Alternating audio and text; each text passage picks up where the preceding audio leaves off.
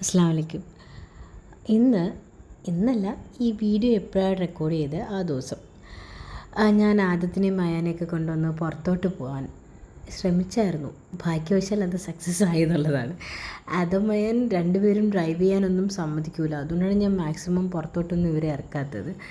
ആരെങ്കിലുമൊക്കെ ഒന്നും ഉണ്ടായിരുന്നെങ്കിൽ കുഴപ്പമില്ല, അവർ പിടിച്ചൊക്കെ ഇരുന്നോളും. ഇരിക്കേയില്ല, അത് വേറെ കാര്യം. നമ്മൾ ഡ്രൈവ് ചെയ്യാനൊന്നും സമ്മതിക്കില്ല. ഭയങ്കര ഒച്ചപ്പാടും ബഹളവും അലമ്പ് സീനൊക്കെ ആയിരിക്കും. അതുകൊണ്ട് ഇവരെ മാക്സിമം അങ്ങനെ യാത്രകളിൽ നിന്നും ഒഴിവാക്കലാണ് ഞാൻ യൂഷ്വലി ചെയ്യാറ്. മിക്കവാറും വീട്ടിലായിരിക്കും, ഒന്നെങ്കിൽ സുർജീൻ്റെ ഉമ്മാൻ്റെ അടുത്ത് അല്ലെങ്കിൽ എൻ്റെ ഉമ്മാൻ്റെ അടുത്ത്. അതിനപ്പുറം ഞാൻ ഇവരെ ഒരിടത്തും കൊണ്ടുപോകാനായിട്ട് ശ്രമിക്കാറില്ല, വെറുതെ റിസ്ക് എടുക്കാറില്ല. അപ്പോൾ ലുലു വരെ ഒന്ന് കൊണ്ടുപോയി. എന്തോ പാവം എന്നെ വലിയതായിട്ടൊന്നും ബുദ്ധിമുട്ടിപ്പിച്ചൊന്നുമില്ല. അതിനെ ഡ്രൈവ് ചെയ്യാനൊക്കെ സമ്മതിച്ചു. എന്തോ സാധാരണ എപ്പോഴും കാണിക്കുന്ന അത്രയും ബഹളമൊന്നും കാണിച്ചില്ല. ഡോറൊന്നും പിടിച്ച് വലിച്ചതൊന്നുമില്ല, മര്യാദയ്ക്ക് ഇരുന്നു. പിന്നെ ആ ഒരു പ്ലേ ഏരിയയിൽ പോകുമ്പോഴാണ് ഇവർക്ക് എനർജി കുറച്ചുകൂടി ഇങ്ങനെ ബൂസ്റ്റപ്പ് ആവുന്നത്.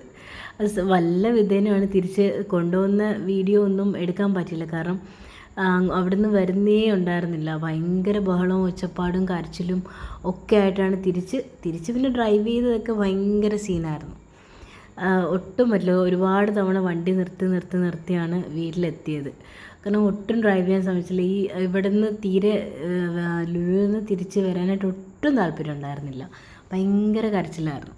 പിന്നെ എങ്ങനെയൊക്കെ വീടെത്തി. പിന്നെ വീടെത്തിയതിന് ശേഷം പിന്നെ എങ്ങനെയെങ്കിലുമൊക്കെ തട്ടിക്കൂട്ട് കറി എന്തെങ്കിലും ഉണ്ടാക്കണം എന്ന് വിചാരിച്ചു. പിന്നെ എന്തൊക്കെ വിചാരിച്ചായിരുന്നാലും നമ്മൾ എന്ത് കുക്ക് ചെയ്താലും അതൊന്നും എളുപ്പപ്പണി, ഈ പണി തന്നെയാണ്. എല്ലാം ചെറുതും വലുതുമായിട്ടുള്ള എന്ത് സാധനം ഉണ്ടാക്കിയാലും പണി തന്നെയാണ്.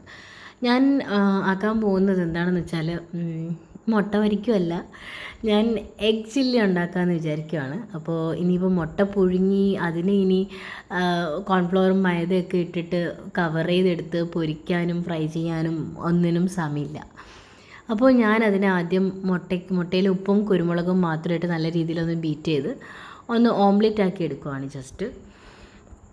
അതിനെ ജസ്റ്റ് സ്ക്വയറായിട്ട് കട്ട് ചെയ്യുന്നുണ്ട്. നല്ല രീതിയിൽ ഫ്ലഫി ആയിട്ട് എടുക്കണം എന്നൊക്കെ ഉണ്ടായിരുന്നു, പക്ഷെ പറ്റിയില്ല. ഇത്രയൊക്കെ കിട്ടിയുള്ളൂ. നല്ല രീതിയിൽ ഫ്ലഫി ആയിട്ട് എടുക്കാൻ പറ്റും. മറ്റേ ബീറ്റ് എന്ന സംഗതിയൊക്കെ ബീറ്ററൊക്കെ ഉണ്ടെന്നുണ്ടെങ്കിൽ നല്ല രീതിയിൽ പതപ്പിച്ചെടുത്താൽ നല്ല സ്പഞ്ച് പോലെ കിട്ടും നമ്മുടെ ഓംലെറ്റ്. അപ്പം എനിക്ക് ബീറ്റ് ചെയ്യാനുള്ള സമയമൊന്നും ഉണ്ടായില്ല. പെട്ടെന്ന്, ഞാൻ പറഞ്ഞില്ലേ, പെട്ടെന്ന് തട്ടിക്കൂട്ടണമായിരുന്നു കറി. അതുകൊണ്ട് സവോള ഒഴിവാക്കാനായിരുന്നു ആദ്യം ഉദ്ദേശിച്ചത്. പിന്നെ സവോള കട്ട് ചെയ്തല്ലേ പറ്റും. ഇതിപ്പോൾ സ്ക്വയർ പീസസ് ആയിട്ട് കട്ട് ചെയ്താൽ മതി, അതുകൊണ്ട് വലിയ പണിയില്ല. പിന്നെ സോസിൻ്റെയൊക്കെ പരിപാടിയൊക്കെ അല്ലേ ഉള്ളൂ. അപ്പോൾ നമ്മൾ എന്താ ചെയ്യേണ്ടതെന്ന് വെച്ചാൽ, ഓംലെറ്റ് നമ്മൾ സ്ക്വയർ പീസസ് ആയിട്ട് ഇങ്ങനെ കട്ട് ചെയ്തെടുക്കുക. അതിനുശേഷം ഇത് എല്ലാവർക്കും ഇഷ്ടപ്പെടണമെന്നില്ല. മറ്റേ നമ്മൾ മുട്ട പുഴുങ്ങിയിട്ടാണ് എടുക്കുന്നതെന്നുണ്ടെങ്കിൽ അത് പുഴുങ്ങാൻ കുറച്ച് സമയം വേണം, പുഴുങ്ങിക്കിട്ടാൻ കുറച്ച് സമയം വേണം. പിന്നെ അതിനെ നമ്മൾ കവർ ചെയ്ത് കുറച്ച് സമയം മാരിനേറ്റ് ചെയ്യാനായിട്ടും പിന്നെ അത് ഫ്രൈ ചെയ്തെടുക്കാനൊക്കെ കുറേ സമയം പിടിക്കും. അതുകൊണ്ടാണ് ഞാൻ ഓംലെറ്റ് ആക്കിയത്. ടേസ്റ്റ് വ്യത്യാസമൊന്നുമില്ല. പിന്നെ അങ്ങനെ കഴിക്കാൻ ഇഷ്ടമുള്ളവർ അങ്ങനെ കഴിക്കാം, ഇങ്ങനെ കഴിക്കാൻ ഇഷ്ടമുള്ളവർ ഇങ്ങനെ കഴിക്കാം. പിന്നെ നമുക്ക് കുറച്ച് സാധനങ്ങൾ സെറ്റ് ചെയ്ത് വെക്കാനുണ്ട്. ഇത് കോൺഫ്ലവറാണ്. കോൺഫ്ലവറും കുറച്ച് വെള്ളം കൂടി ചേർത്തിട്ട് നല്ല രീതിയിലൊന്ന് മിക്സ് ചെയ്ത് സൈഡാക്കി വെക്കുക. പിന്നെ ടൊമാറ്റോ സോസ്, പിന്നെ സോയാ സോസ്, പിന്നെ റെഡ് ചില്ലി സോസ്, ഇതെല്ലാം മിക്സ് ചെയ്ത് ജസ്റ്റ് ഒന്ന് സൈഡാക്കി വെക്കുക. പിന്നെ സൺഫ്ലവർ ഓയിലാണ് ഇതിന് നല്ലത്, വെളിച്ചെണ്ണയല്ല, സൺഫ്ലവർ ഓയിലാണ് എടുത്തേക്കണേ. കുറച്ച് സൺഫ്ലവർ ഓയിൽ ഒഴിച്ചതിന് ശേഷം പിന്നെ ഇഞ്ചി വെളുത്തുള്ളി ചെറുതായിട്ടൊന്ന് കട്ട് ചെയ്തത്, പിന്നെ പച്ചമുളക് ഒരു മൂന്നെണ്ണം ഞാൻ എടുത്തിട്ടുണ്ട്. അതിനെ ജസ്റ്റ് ഒന്ന് ഒരു ഏത് രീതിക്ക് വേണമെങ്കിലും കട്ട് ചെയ്തോ. ഞാൻ സിസേഴ്സ് വെച്ചാണ് ഞാൻ ഈ ഒരു ഷേപ്പിന് കട്ട് ചെയ്തെടുത്തത്. കുറച്ച് നാൾ ഞാൻ വിചാരിക്കുന്നത് എങ്ങനെ കട്ട് ചെയ്യുന്നതെന്ന്. പിന്നെ ക്യൂബായിട്ട് കട്ട് ചെയ്ത ഒണിയൻ ആൻഡ് ക്യാപ്സിക്കം എൻ്റെ കയ്യിൽ 2 കളർ ഉണ്ടായിരുന്നു, ഞാൻ ഇട്ടു.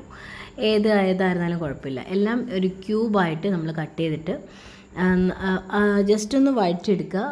ഈ ബ്രൗൺ കളറായിട്ട് നല്ല രീതിയിൽ വഴണ്ടൊന്നും വരേണ്ട ആവശ്യമില്ല. ഹൈ ഫ്ലെയിമിലിട്ട് ഇത് ഫ്രം ദി സ്റ്റാർട്ടിങ് മുതൽ നമ്മൾ ഹൈ ഫ്ലെയിമിലിട്ടാണ് ഇതിൻ്റെ, ചൈനീസ് കുക്കിംഗ് ആണല്ലോ, അപ്പോൾ ഹൈ ഫ്ലെയിമിലിട്ടുള്ള കളികളാണ്.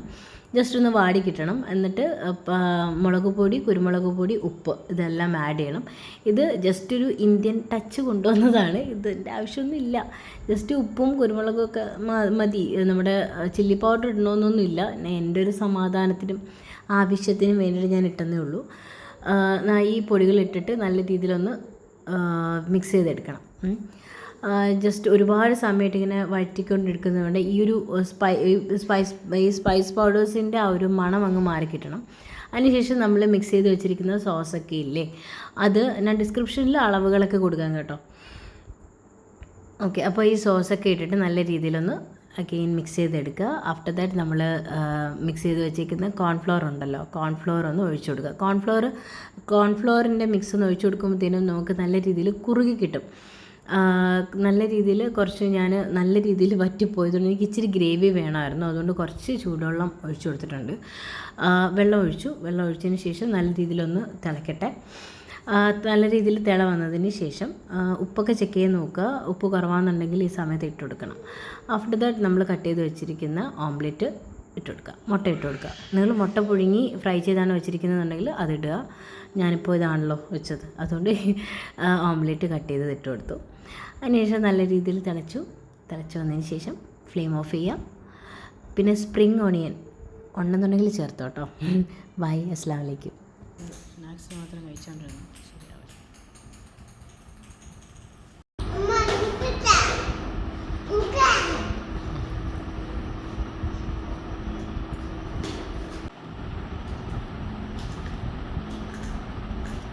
Sit. Yummy.